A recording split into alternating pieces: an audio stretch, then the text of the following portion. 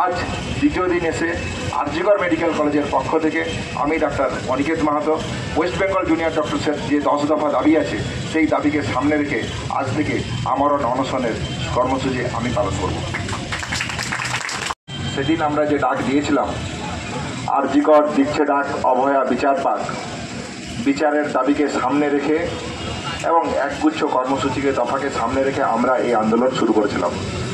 সেই আন্দোলনের জায়গা থেকেই, বৃহত্তর এবং ব্যাপকতার জায়গা থেকেই West Bengal junior doctors front তৈরি হয় এবং সারা ভারত থেকে সারা দেশের প্রতিটি কোণায় আমরা এই আন্দোলনকে ছড়িয়ে দিয়েছি। সেই জায়গা থেকে সহযোদ্ধা যেমন বললেন যে আজ জয়নগরেও আমাদের প্রতিনিধি দল গিয়েছিল ওয়েস্ট বেঙ্গল জুনিয়র ডক্টরস ফ্রন্টের পক্ষ থেকে। আমরা যেটা বলেছি, যা বলতে চাইছি সেটা এটাই, অভয়ার ন্যায় বিচারের দাবিতে জুনিয়র ডাক্তাররা যেরকম আন্দোলন করছে ঠিক সেইভাবেই দ্বিতীয় অভয়া যাতে না হয় তার আটকানোর জন্য আমরা যেমন যে 10 দফা কর্মসূচি, 10 দফা দাবি ওয়েস্ট বেঙ্গল জুনিয়র ডাক্তার ফ্রন্টের পক্ষ থেকে আমরা রেখেছি।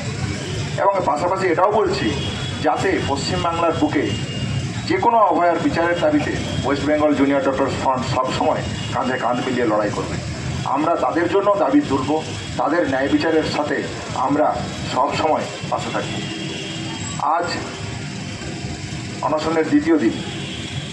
আপনারা জানেন, সংবাদ মাধ্যমের প্রতিনিধি থেকে সাধারণ মানুষরা জানেন, আমাদের এই আন্দোলন থেকে উঠে আসা একটা অন্যতম দাবি ছিল কলেজে কলেজে ভয়ের পরিবেশ এবং থ্রেট কালচার। এই আন্দোলন থেকেই মনে হয় এই শব্দবন্ধ তৈরি হয়েছিল।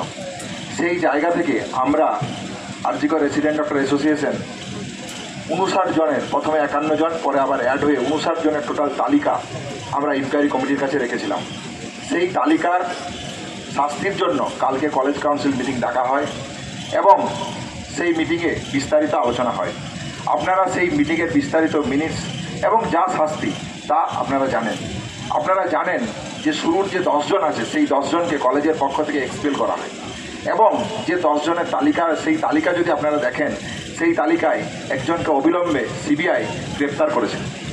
আপনারা যদি সেই তালিকাকে আরও খুঁটিয়ে দেখেন, তারা সিবিআই তদন্তের এই 9 তারিখের ঘটনাকে কেন্দ্র করে সিবিআইয়ের তদন্তের বিচারাধীন বিভিন্ন সময় সিবিআই বিভিন্ন সময় তাদেরকে বিভিন্ন রকম বিচারের প্রশ্নে রেখেছে। তাহলে এই যে 9 জন 10 জনের যে তালিকা উঠে এসছে সেই তালিকা 9 তারিখের ঘটনার সাথে প্রত্যক্ষ এবং পরোক্ষভাবে জড়িত বলে আমরা মনে করি।